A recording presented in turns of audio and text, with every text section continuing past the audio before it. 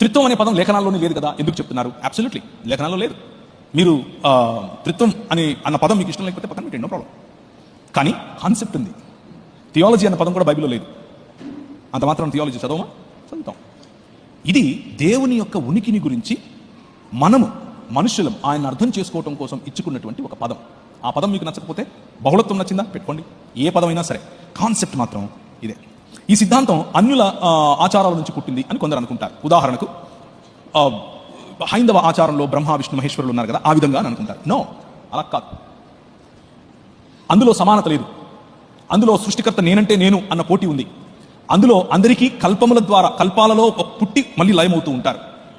ఇది అలా కాదు. This concept is completely different. There is no other world view that proposes something like this. ఇంకా ఏ ప్రపంచ దృక్పథంలో కూడా ఇటువంటి ఆలోచన లేదు. సో ఎక్కడి నుంచి తీసుకొచ్చింది కాదు, బైబిల్ గ్రంథం చెప్పేది మాత్రమే.